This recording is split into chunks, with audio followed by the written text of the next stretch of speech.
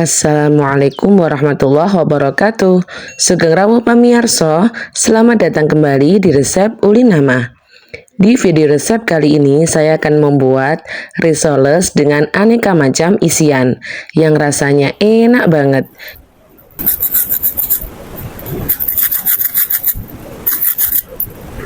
Kalian bisa dengarkan sendiri kan betapa crispy dan renyah banget kulitnya.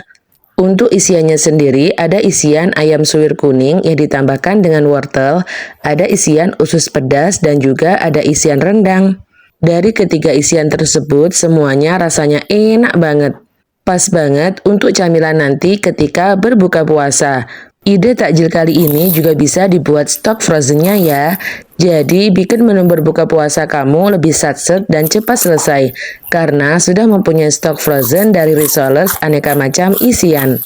Dan tanpa berlama-lama daripada kalian makin penasaran, yuk sekarang kita buat bersama-sama. Langkah pertama, mari kita buat isian ayam suwir bumbu kuning. Supaya makin gampang dan makin satset, untuk bumbunya gunakan 1-2 sendok makan bumbu dasar putih.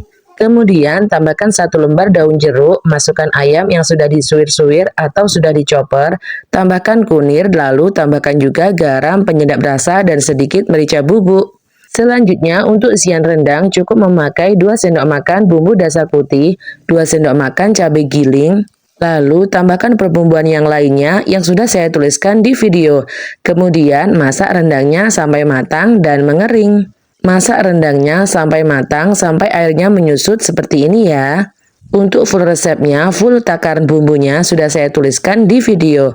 Langkah selanjutnya untuk isian usus pedas, masukkan 3 sendok makan cabai giling, 2 sendok makan bumbu dasar putih, tambahkan juga 2 lembar daun jeruk. Lalu masukkan usus yang sudah direbus sampai matang, sudah dipotong kecil-kecil atau dicoper. Kemudian masak dengan bumbunya sampai matang. Untuk full takaran bumbunya sudah saya tuliskan di video ya.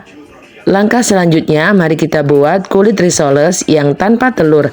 Hasilnya tetap cantik, tetap lentur, anti sobek, dan ketika sudah digoreng nanti hasilnya juga crispy banget. Seperti yang di awal tadi ya, untuk full resepnya sudah saya tuliskan di video. Jika semua bahan-bahannya sudah dimasukkan, kemudian diaduk dengan cepat menggunakan whisk seperti ini. Kalian boleh ganti wadahnya menggunakan wadah gelas seperti ini ya, supaya ketika dituang nanti lebih mudah banget. Setelah cukup lama diaduk dan kelihatan sudah tidak ada yang bergerindil, kemudian masukkan wadah yang besar, sambil dimasukkan ke dalam wadah yang besar sambil disaring seperti ini ya. Setelah disaring, aduk sebentar. Kemudian panaskan teflon khusus membuat kulit risoles atau kulit lumpia. Gunakan ukuran api kompor paling kecil saja ya, supaya hasil kulit risolesnya cantik-cantik. Untuk pertama kali teflonnya bisa diolesi menggunakan sedikit minyak goreng ya. Kemudian setelah teflonnya panas, celupkan di adonan. Celupkan sambil digoyang di arah kanan, arah kiri, arah atas, dan arah bawah.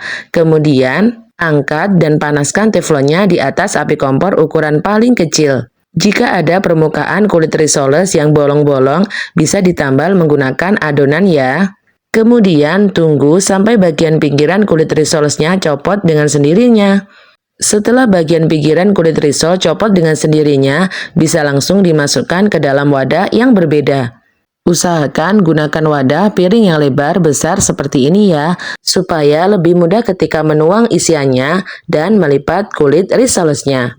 Meskipun tanpa menggunakan telur, untuk kulit risolesnya ini tetap lentur dan tidak sobek ya. Isian risoles ini ada isian rendang, isian usus pedas, dan juga isian ayam suwir bumbu kuning. Supaya makin gampang dan makin satset dan tidak lengket dengan kulit yang lainnya, bisa menggunakan wadah sendiri dari wadah kulit risoles tadi ya. Masukkan isian sekitar 1-2 sendok makan supaya makin berlimpah dan makin enak banget. Untuk melipat kulit risolesnya sendiri, sebenarnya terserah kalian masing-masing ya, karena nanti di bagian luarnya masih dicelupkan di tepung basah dan masih juga dilapisi menggunakan tepung panir. Bisa dilipat dengan cara digulung ke depan, dilipat kanan, dilipat kiri, kemudian digulung-gulung. Dan untuk perekatnya di sini saya tidak menggunakan perekat ya, karena ketika digulung maju itu sudah lengket dengan sendirinya. Jajanan satu ini bisa digunakan ide takjil bulan puasa. Kalian bisa membuat stok frozennya dalam bentuk mentah seperti ini atau sudah digoreng setengah matang. Kalau saya lebih memilih membuat stok frozennya dalam bentuk setengah matang, supaya nanti ketika dibuat menu berbuka puasa, tinggal digoreng kembali menggunakan minyak goreng atau bisa digoreng kembali menggunakan air fryer. Rasanya makin enak banget, makin crispy karena melewati 2 kali penggorengan. Dan juga untuk meminimalisir terjadinya cepat basi. Kalau menurut pengalaman saya, ketika membuat stok frozen dalam bentuk setengah matang, bisa awet sekitar 2 mingguan. Itu tidak disimpan di freezer ya, melainkan disimpan di chiller kulkas bagian atas. Jadi makin mudah banget ketika mau dikonsumsi tidak usah menunggu lama karena stok risol frozen ini tidak beku. Jadi ketika digoreng kembali cukup dikeluarkan dari chiller kulkas kemudian langsung dimasukkan di air fryer atau bisa digoreng menggunakan minyak goreng. Setelah semua kulit risol sudah diisi dengan isian, kemudian masukkan ke dalam tepung basah. Dan untuk takaran tepung basahnya ini hanya terbuat dari tepung terigu yang dilarutkan menggunakan air. Untuk tekstur dari tepung basahnya ini jangan terlalu kekentalan dan jangan terlalu keenceran, yang sedang-sedang saja. Masukkan risol ke dalam tepung basah, kemudian lumuri menggunakan tepung panir sambil sedikit ditekan-tekan ya, supaya tepung panirnya bisa lengket, bisa ngeset, dan tidak banyak yang rontok. Kalau saran saya, kalian wajib membuat stok frozen dari risol aneka macam isian ini untuk ide takjil berbuka puasa di bulan Ramadan nanti. Jadi pas lagi weekend kalian nyetok, kalian buat sebanyak-banyaknya, kemudian langsung digoreng dan dijadikan stok frozen food. Atau bisa juga dibuat ide jualan, insya Allah laris manis dan untung banyak.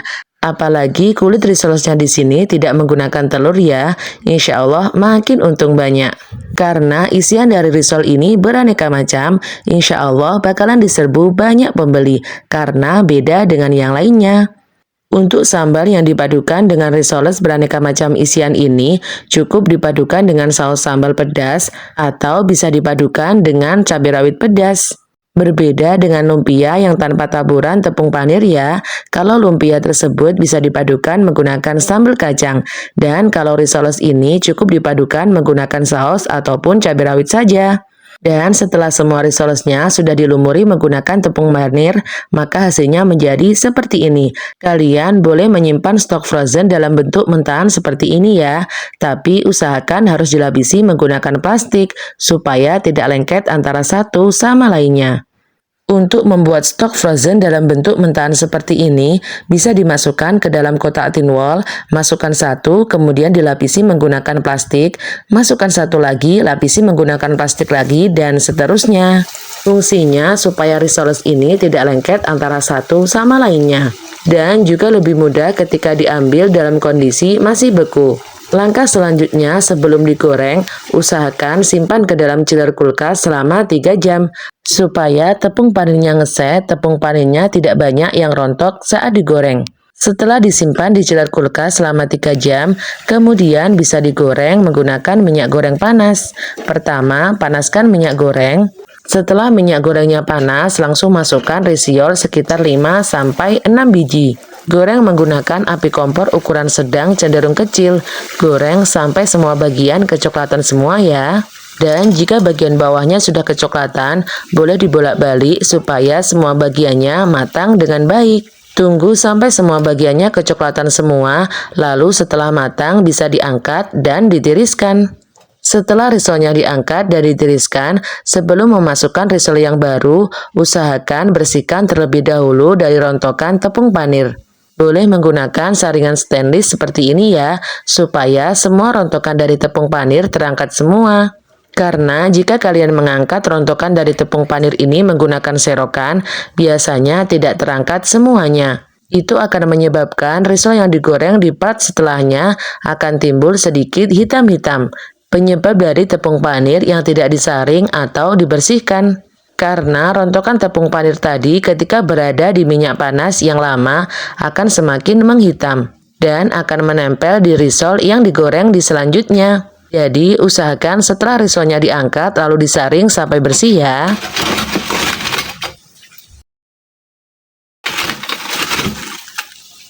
Kalian bisa dengarkan sendiri kan betapa crispy-nya risoles aneka macam isian ini. Selain crispy, renyah, rasa dari isiannya ini juga enak banget. Perpaduan antara aneka macam isian dengan kerenyahan kulit risol ini cocok banget. Pokoknya saya cuma bisa bilang dua kata, enak banget. Nah, setelah dibelah, isiannya bakalan berlimpah ruah. Kalau yang ini ada isian ayam suwir bumbu kuning yang ditambahkan dengan wortel. Rasanya juara banget. Ini bocil friendly ya karena tidak pedas. Dan ada juga isian usus pedas. Untuk isian ini juga tidak kalah enak banget. Ususnya tidak amis, sambalnya matang dengan baik, dan kulitnya juga renyah banget. Kalau yang ini untuk camilan yang suka pedas ya, tidak bocil friendly. Kalian sudah dengarkan sendiri kan betapa renyah dan crispy banget dari risol ini. Untuk stok yang sudah digoreng setengah matang, bisa dimasukkan ke dalam kotak tinwol.